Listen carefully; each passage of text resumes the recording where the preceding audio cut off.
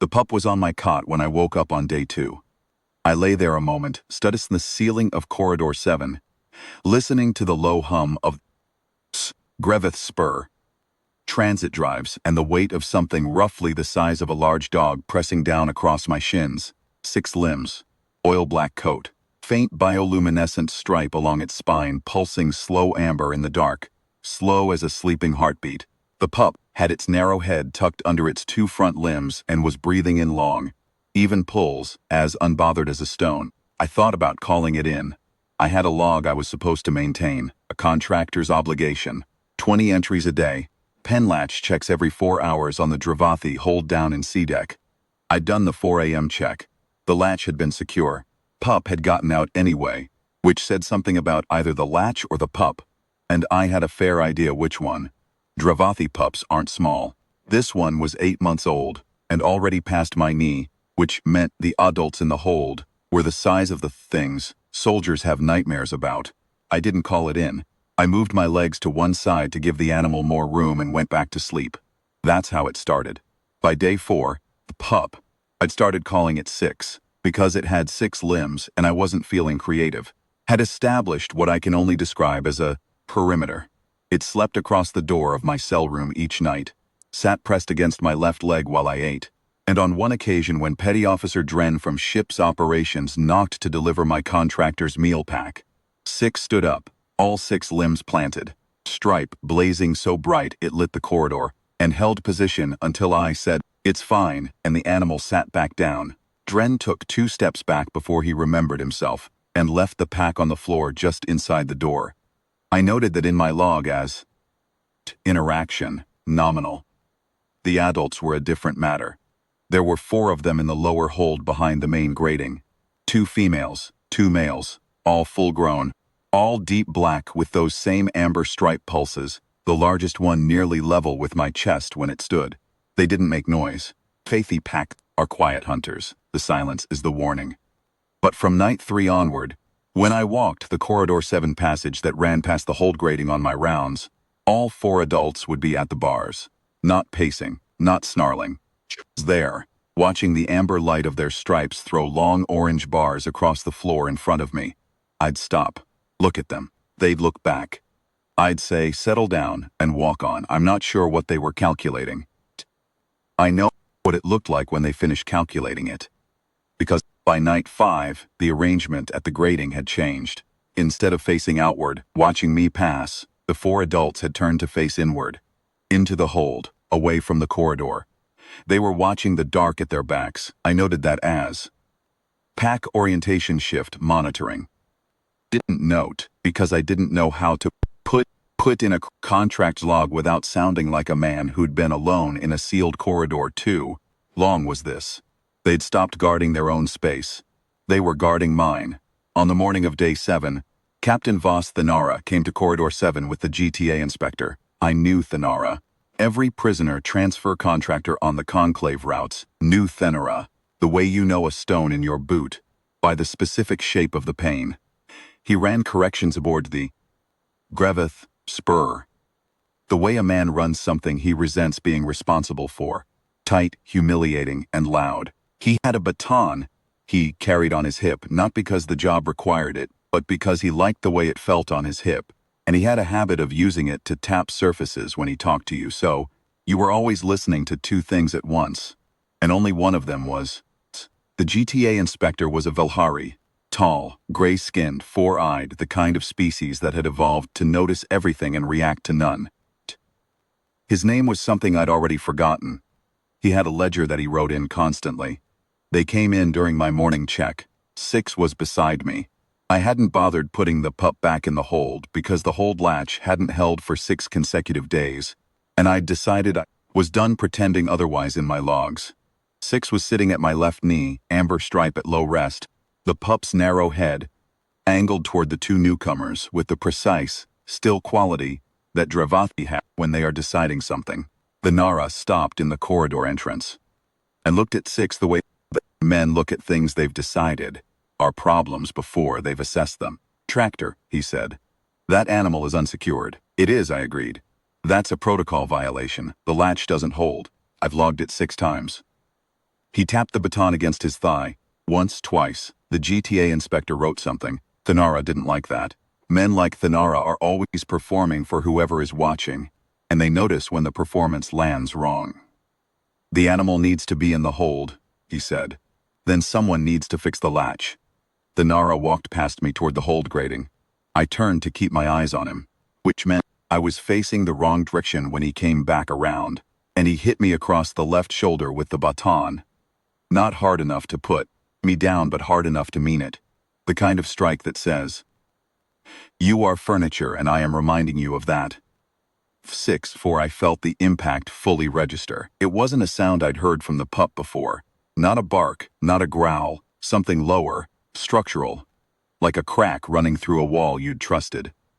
The pup was on its feet in the half-second between the baton landing and my shoulder, firing pain up into my neck, 6 limbs locked, amber stripe gone from low amber to white-orange, the bioluminescence blazing so hard it threw actual shadows in the corridor, and from C-deck below us, 6 centimeters of composite hull plating, I heard the adult's answer.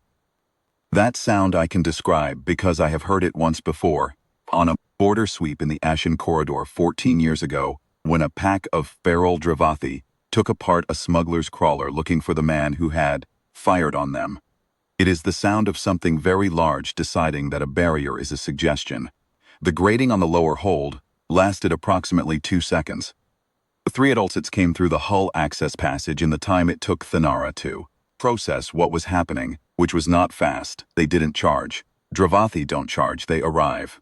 One moment the corridor held 2 humans, 1 inspector and a pup.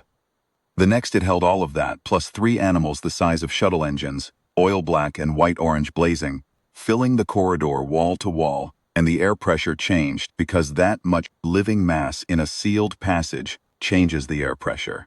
Thanara pressed himself against the far wall. The GTA inspector did not move. She told me the Velhari either had extraordinary discipline or had simply ceased to function. I said, "Easy," once. The 3 adults stopped. They didn't retreat.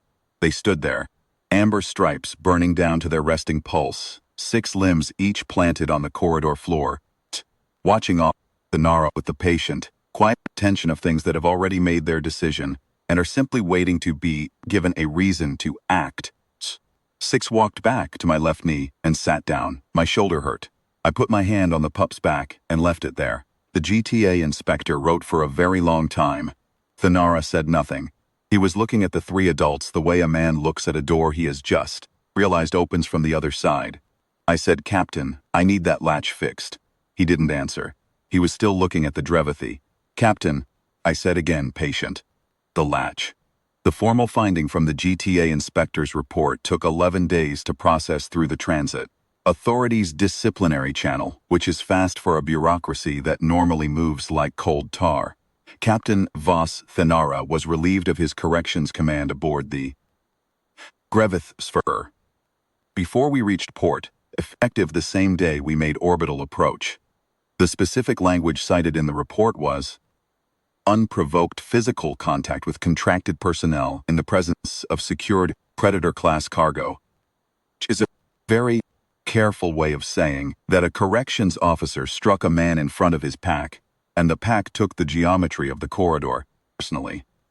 I was told secondhand, by Petty Officer Dren, that Thanara's written response to the finding contained the phrase, "Shh, the animals should have been in restraints." I was also told that the inspector's rebuttal to that response contained 7 words.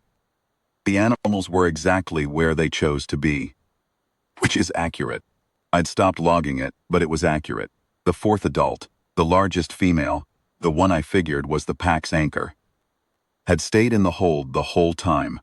I found her at the grating when I went to check the adults back in, still facing inward, still watching the dark behind her. She looked at me when I came up to the bars. I looked back, I said, "Good call," and she blinked her amber eyes once, slow the way Drevathi do when they are not alarmed and do not intend to be. I logged that as pack behavior within acceptable parameters. The Grizzled Spur made port at Drevathi receiving station 14 days after departure, which is the standard run. Handed my contractor's logs to the station's intake supervisor. a Hillary woman named Drevathi, who had been processing Drevathi transfers for longer than I had been alive and looked like it. She read through the logs with the expression of someone finding a long bill in their pocket from a restaurant they don't remember going to. Contractor Coburn, she said, you have 31 entries that read. Pack behavior, nominal. Air. Pack behavior, within acceptable parameters. Yes, I said. On day 7, she said, the pack breached a C-deck hull access passage and 3 adults occupied corridor 7 for approximately 40 minutes. Approximately, I said. And that's listed here as she found the entry. Pack orientation shift temporary. They went back in when I asked them to. Drevathi put the logs down and looked at me over her reading glass frames for a long time. Behind her, through the intake bay's wide viewport, I could see the docking crew preparing the hold transfer, the big cargo container that would move the 4 adults from the yacht Drevathi spur into the station's permanent habitat. They'd be fine. The station habitat was 300 meters of open terrain, with a hunting run and a water feature. 6 was beside my left knee. The pup had walked off the Drevathi spur next to me and was apparently not intending to do anything different. The pup isn't listed for transfer, Drevathi said. No, I said. Pup's listed as contractor's personal equipment. She looked at the pup. The pup's amber stripe was at low rest, calm, pulsing at the same slow rhythm it always ran at when it was beside me. Contractor Coburn, she said. Personal equipment. It latched onto my manifest, I said. Logistically speaking. Drevathi made a noise that wasn't quite a laugh and wasn't quite a sigh and picked up. Stamp. Equipment, she said, and stamped the form. I'm going to pretend I believe that. Appreciate it, I said. Outside the intake bay, the station's main concourse ran for 200 meters of mixed-species foot traffic. Hillary, Drevathi, Velhari, a handful of conclave military in transit gear. They were the usual crowd for a receiving station at the edge of a Drevathi habitat zone. People who worked around apex predators for a living, which meant people who had learned to read a room fast. We walked out together, 6 and I. Pup was at my left knee, amber stripe low and steady, 6 limbs moving in that easy, rolling gait Drevathi have when they are not alarmed and not hunting. Just present, the concourse parted. Not fast, not panicked, just the steady, quiet adjustment of people who have good instincts and know when something wearing an amber stripe has decided that the man beside it belongs to it. I didn't break stride. 6 didn't break stride. At the far end of the concourse, a Drevathi military officer, broad, armored, the kind of rank insignia that means he'd survived things other soldiers hadn't, stopped walking and watched us pass. His hand came up, almost involuntarily, and settled against his collar. Not a threat gesture, the opposite. I nodded at him. He nodded back. 6 didn't give him a second look. That's the thing about Drevathi. They're very clear on what belongs to them and what doesn't. And once they've decided, they don't revisit the question. 6 days in a sealed corridor in the dark, and the pack had run its calculation and arrived at its answer. And the answer was not something I'd asked for or expected, or honestly, felt I'd done much to earn.